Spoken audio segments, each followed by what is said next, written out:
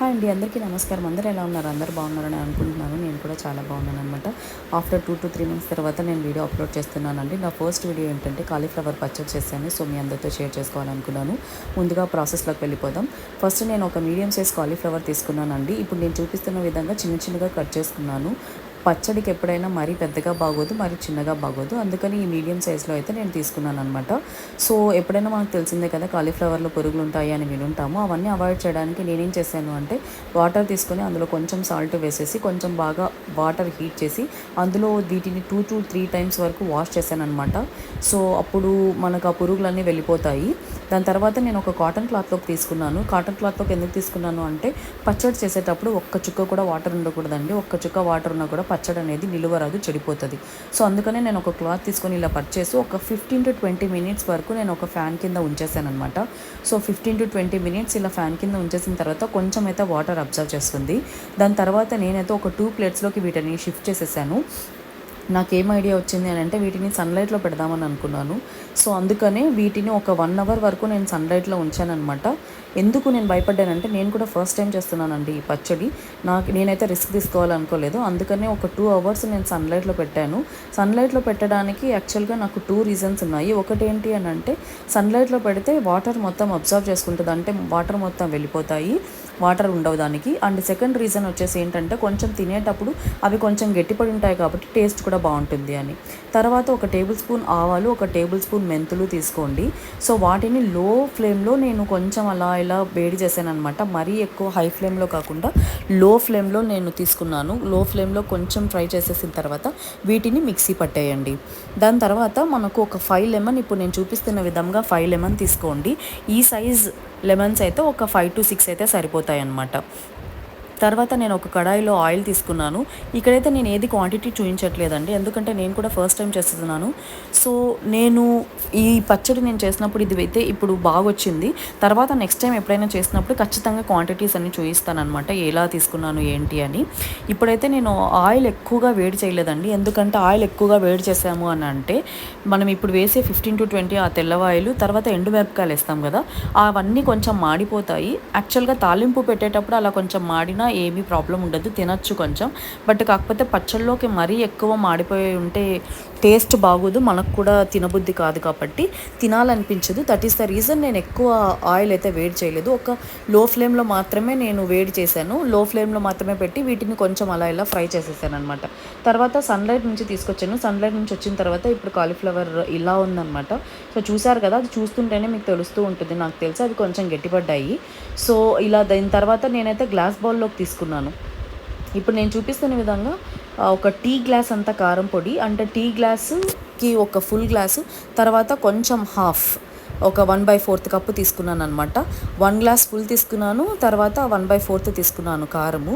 ఎందుకంటే మరీ ఎక్కువ అయితే మనం తినలేము, మరీ తక్కువ అయినా బాగోదు కాబట్టి పచ్చడికి నేను ఒక రకంగా నేనైతే క్వాంటిటీ ఇలా తీసుకున్నాను అనమాట. నేను తీసుకున్న కాలీఫ్లవర్ మీడియం సైజ్కి. సో మీరు తీసుకున్న సైజ్కి మళ్ళీ మీరు అందాజు తీసుకోవచ్చు. దాని తర్వాత సాల్ట్ అయితే నేను 1/4 తీసుకున్నాను. అండ్ ఇంకోటి ఏంటి అంటే సాల్ట్ తక్కువైనా మనం వేసుకోవచ్చండి, ఎక్కువైందంటే మనం ఏమి చేయలేము. నేనైతే సాల్ట్ కొంచెం తక్కువే తింటాను. అండ్ తర్వాత నేను అంత సాహసం చేయాలనుకోలేదు సాల్ట్ ఎక్కువ వేసి, అందుకనే నేను సాల్ట్ కూడా చూసుకొని కొంచెమే వేసుకున్నాను. దాని తర్వాత తక్కువ అయితే వేసుకోవచ్చులే అనుకొని నేను ఎక్కువ వాడలేదు. తర్వాత ఇప్పుడు నేను చూపిస్తున్న విధంగా 1 tablespoon అయితే పసుపు తీసేసుకోండి. మరీ ఎక్కువ కాకుండా మరీ తక్కువ కాకుండా ఒక రకంగా వేయండి. తర్వాత ఇప్పుడు మనం అప్పుడు ఆవాలు మెంతులు కొంచెం వేడి చేసుకున్నాం కదా, అవైతే పౌడర్ పట్టాయమని చెప్పాను. ఇప్పుడైతే 1.5 tablespoon నేనైతే ఈ మేతి అండ్ ఆవాల పొడి వేసుకున్నాను అనమాట. ఇది ఎందుకు వేస్తాము అని అంటే మనకు పచ్చడి అనేది మంచి టేస్ట్ వస్తుంది, తర్వాత నిలువ కూడా ఉంటుంది. ఇప్పుడు నేను 5 lemon చూపించాను కదా, ఈ లెమన్ జ్యూస్ అయితే నేను బాగా స్క్వీజ్ చేసి ఇలా తీసాను అనమాట. ఈ మాత్రం వచ్చింది. ఒక 5 to 6 అయితే మనకు సరిపోతుంది నేను తీసుకున్న క్వాంటిటీకి. సో వీటన్నిటిని ఇప్పుడు బాగా కలపాలి, ఎందుకంటే మనం తీసుకునే ఈ పొళ్ళన్నీ ఆ ప్రతి ఒక్క ముక్కకి పట్టాలి కాబట్టి బాగా మిక్స్ చేసేసుకోవాలండి. కింద నుంచి పైకి ఇలా బాగా మిక్స్ చేసేసుకుంటే మనం ప్రతి ఒక్క ముక్కకి ఈ మసాలా పడుతుంది కాబట్టి చాలా టేస్ట్ బాగుంటుంది. దాని తర్వాత మనం ఎప్పుడైనా పచ్చడి అన్నంలో తినేటప్పుడు కూడా మనకు ప్రతి ముక్కకి ఇది అంటుకుంటుంది కాబట్టి చాలా టేస్ట్ వస్తుంది అని ఒక బాగా మిక్స్ చేయాలన్నమాట. ఇలా కింద నుంచి పైకి ఇప్పుడు నేను చూపిస్తున్న విధంగా. అండ్ నేను ఇంకోటి ఏం చెప్పాలనుకున్నా అంటే, నేను బౌల్లో ఈ గ్లాస్ బౌల్లో ఎందుకు తీసుకున్నానంటే, చాలామంది నాకు చెప్పారు గ్లాస్ బౌల్లో ఉంచితే మనకు అది చాలా రోజులు ఉంటుంది, చెడిపోదు అని చెప్పారు. చాలామంది నాకు స్టీల్ బౌల్లో తీసుకున్నా కూడా ఏం చెడిపోదు అని చెప్పారు. బట్ నేనైతే ఆ సాహసం చేయాలి అనుకోలేదు, ఎందుకంటే నేను కూడా ఫస్ట్ టైం చేస్తున్నాను కదా.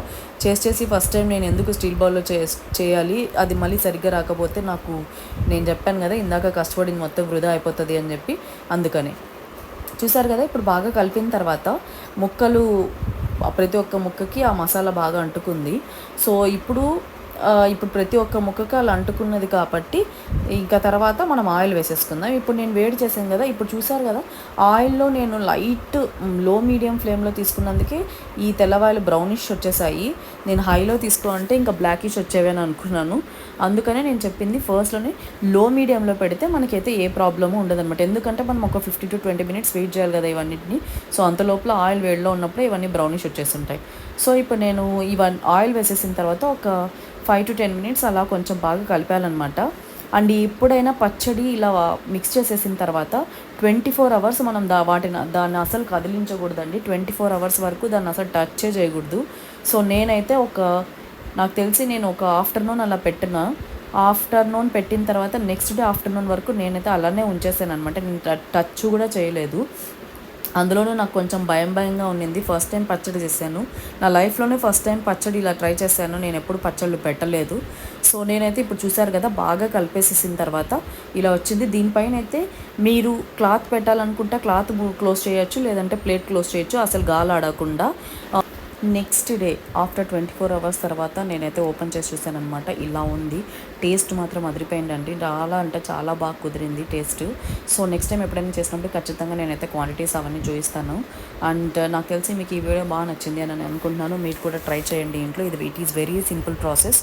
So hope you like this video and please subscribe to my channel. Thank you so much. Thanks for supporting me.